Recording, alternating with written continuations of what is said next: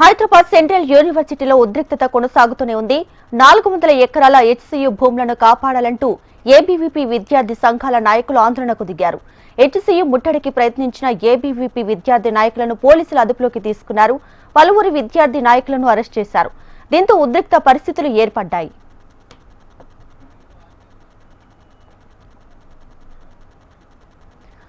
రెడ్డిగా Hyderabad central యూనివర్సిటీలో ఉద్రిక్తత ఇంకా కొనసాగుతున్నటువంటి సిచ్యువేషన్స్ కూడా చూస్తున్నాం. దీనికి సంబంధించి పూర్తి డీటెయిల్స్ తో మా ప్రతినిధి ఆర్కే లైవ్ లో సిద్ధంగా ఉన్నారు. ఆర్కే,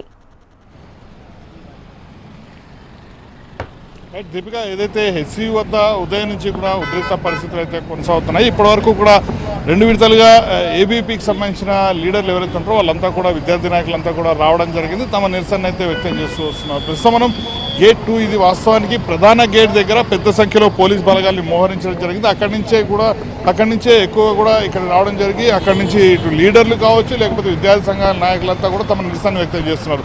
అయితే ప్రస్తుతం మనం చూసుకుంటే హెచ్సీయూకి సంబంధించిన ఈ గేటు వద్ద వాస్తవానికి పోలీస్ ఫోర్సుల్ని అంతగా ఏర్పాటు చేయలేదు. ఎందుకంటే ఈ రూట్లో నుంచి ఎవరు రారు కాబట్టి ఇక్కడ ఎలాంటి ఏర్పాట్లు చేయలేదు. కానీ అనూహ్యంగా ఒక్కసారిగా కూడా ఏబీపీకి సంబంధించిన విద్యార్థి విభాగానికి సంబంధించిన వాళ్ళంతా కూడా ఒక్కసారిగా ఇక్కడికి రావడంతో అందరూ కూడా పోలీసులు అయితే ఇక్కడ అలర్ట్ అవ్వడం జరిగింది. దానికి తగ్గట్టుగానే ఏర్పాటు చేశారు. ఒకసారి ఈ డ్రిల్లింగ్కి సంబంధించిన మిషన్ ఏదైతుందో వాస్తవానికి హెచ్సీయూ యూనివర్సిటీలో ఇప్పుడు అంతగా అవసరం లేదు. కానీ ప్రస్తుతం లోపల ప్రభుత్వం ప్రత్యేకమైన పనులు చేస్తున్న నేపథ్యంలో ఈ ఏదైతే బోర్కు సంబంధించిన మిషన్ ఏదైతుందో దాన్ని లారీని ఎందుకు తీసుకెళ్లారు అనేది మాత్రం ప్రశ్నార్థకం ఉంది. మరి కాసేపట్లో హైకోర్టుకు సంబంధించిన రిజిస్ట్రారు మరి కాసేపట్లో ఇక్కడికైతే రాబోతున్నారు. అంటే ప్రధాన గేట్ ఏదైతుందో ఆ ప్రధాన గేట్లోకి హైకోర్టు రిజిస్ట్రార్ అయితే రాబోతున్నారు. ఈ గేట్ వద్ద కూడా పోలీసులు భారీగా బలగాలను అయితే మోహరించడం జరిగింది. మరోవైపు హెచ్సీయూ యూనివర్సిటీకి సంబంధించిన అక్కడ గోడను ఆనుకున్న ప్లేస్ ఏదో అక్కడి నుంచి కొంతమంది ఏబీపీ విద్యార్థులు లోపలికి వెళ్ళారన్న అనుమానంతో పోలీసులు మొత్తం కూడా ఈ ప్రాంతం మొత్తాన్ని కూడా జల్లెడబడుతున్నారు. ఏ క్షణమైనా మరికొంతమంది వచ్చే అవకాశం ఉందన్న ముందస్తు సమాచారంతో పూర్తి స్థాయిలో భద్రతా బలగాలు మొత్తాన్ని కూడా ఇక్కడ అయితే ఏర్పాటు చేయడం జరిగింది. మరోవైపు యూనివర్సిటీకి సంబంధించిన భూముల వ్యవహారంలో ప్రభుత్వం వ్యవహరిస్తున్న విధానం సరిగ్గా లేదు. మొత్తం కూడా భూములకు సంబంధించిన మొత్తాన్ని కూడా ఏవైతే ప్రైవేట్ చేతుల్లో పెడితే రాబోయే రోజుల్లో ప్రభుత్వ భూములు అనేవి ఎక్కడ ఉండవు అనేది వాళ్ళైతే వాదిస్తున్నారు.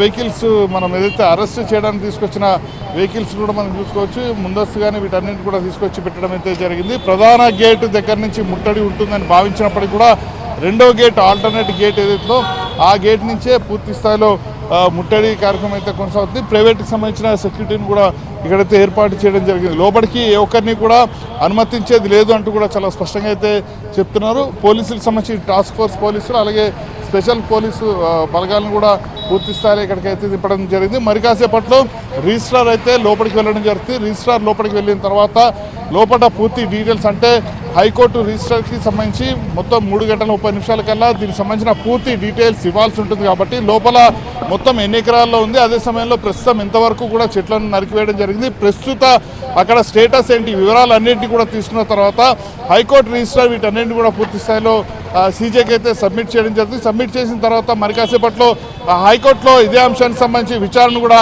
ప్రారంభం కాబోతుంది. మరోవైపు ఎన్జీటీలో నేషనల్ గ్రీన్ ట్రిబ్యునల్లో కూడా దీనిపైన కేసు అయితే నమోదు అవ్వడం జరిగింది. కాబట్టి ఓవరాల్గా చూసుకుంటే మాత్రం హెచ్సీయూలో 5వ రోజుకి చేరుకున్నా కూడా నిరసనలు అయితే కొనసాగుతున్నాయి. విద్యార్థులంతా కూడా లోపల తమ నిరసన అయితే కొనసాగిస్తున్న పరిస్థితి అయితే కనిపిస్తుంది. ఏదేమైనా కూడా హెచ్సీయూ మొత్తం కూడా ఉద్రిక్త పరిస్థితులు అయితే నెలకొన్నాయని చెప్పాల్సి ఉంటుంది. దీపిక,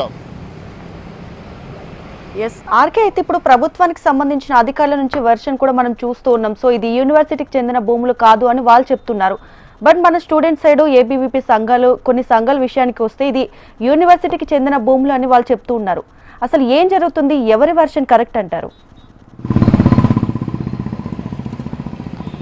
రైట్ దీపిక, దీనికి సంబంధించి మొత్తం కూడా 2003వ సంవత్సరం నుంచి కూడా చెప్పాల్సి ఉంటుంది. 2003వ సంవత్సరంలో ఒక కంపెనీకి సంబంధించి అప్పటి ప్రభుత్వం చంద్రబాబు నాయుడు ముఖ్యమంత్రిగా ఉన్న సమయంలో ఈ 400 ఎకరాల భూమిని ఇక్కడైతే ఆ కంపెనీకి ఇవ్వడం జరిగింది. ఇక్కడ 400 ఎకరాల భూమిని తీసుకున్న నేపథ్యంలో గోపన్పల్లిలో 397 ఎకరాలు పూర్తిగా కూడా హెచ్సీయూకి అయితే ఇవ్వడం జరిగింది.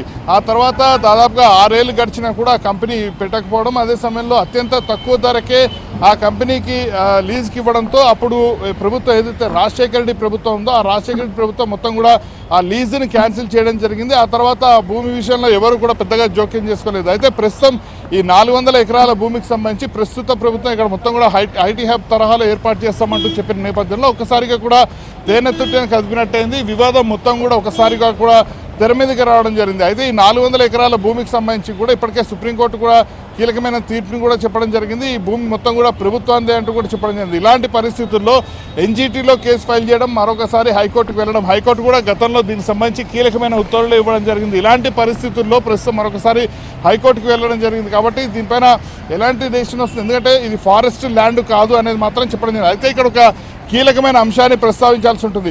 50 ఎకరాల కన్నా చెట్లను కొట్టేసే పరిస్థితి వస్తే మాత్రం అక్కడ సెంట్రల్ కేంద్ర శాఖకు చెప్పాల్సి ఉంటుంది. ఎందుకంటే 50 ఎకరాలకు పైగా మొత్తం చెట్లని కొట్టివేస్తున్న పరిస్థితి కాబట్టి ప్రస్తుతం 400 ఎకరాలకు సంబంధించిన అడవి మొత్తాన్ని కూడా అంటే చెట్లు వాటన్నిటిని కూడా తొలగిస్తున్న నేపథ్యంలో ఖచ్చితంగా ఇప్పటివరకు కూడా అక్కడి నుంచి ఎలాంటి అనుమతి తీసుకోలేదు అనేది అయితే సమాచారం అందుతుంది. కాబట్టి ముందుగా అక్కడ అప్లై చేసుకోవాల్సి ఉంటుంది. అక్కడి నుంచి వచ్చిన తర్వాత మాత్రమే వీటన్నిటిని కూడా తొలగించాల్సి ఉంటుంది. సో ఓవరాల్గా చూసుకుంటే మాత్రం ఓవైపు భూములకు సంబంధించిన వ్యవహారంలో మొదట అటవీ శాఖ భూములు అన్నారు, కానీ అటవీ శాఖకు సంబంధించిన భూములు ఎట్టి పరిస్థితుల్లో కావు. ఇవంతా కూడా పూర్తి స్థాయి ప్రభుత్వ భూములు. 2003 నుంచి విషయం వస్తున్న నేపథ్యంలో ఇవన్నీ కూడా పూర్తిగా కూడా ప్రభుత్వ భూములే అనేది ఇప్పటికే ప్రభుత్వం తన వాదనను వినిపించడం జరిగింది. దానికి సంబంధించిన కొన్ని డాక్యుమెంట్లను కూడా ఇప్పటికే బట్టి విక్రమార్క కూడా రిలీజ్ చేసిన నేపథ్యంలో ఈ భూముల వ్యవహారంలో మరి కాసేపట్లో రిజిస్ట్రార్ కూడా రాబోతున్నారు. కాబట్టి ఏం జరుగుతోంది, ఆయన తన నివేదికలో ఏమేమి అంశాలని పొందుపరుస్తారనేది మాత్రం వేచి చూడాల్సి ఉంటుంది. దీపిక,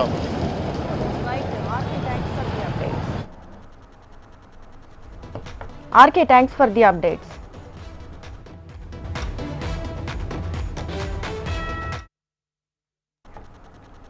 కంచి గచ్చిబౌలి భూములపై హైకోర్టులో మరోసారి విచారణ జరగనుంది. కాసేపట్లో వాటా ఫౌండేషన్ వేసిన పిటిషన్పై హైకోర్టులో మరోసారి వాదన విననుంది.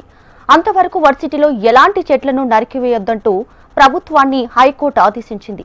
మరోవైపు ఇది ముమ్మాటికి ప్రభుత్వ భూమి, ఇండస్ట్రీ భూమి మాత్రమే తప్ప ఫారెస్ట్ ల్యాండ్ కాదని అడ్వకేట్ జనరల్ వాదించారు. దీనిపై మరి కాసేపట్లో హైకోర్టు విచారణ చేపట్టనుంది.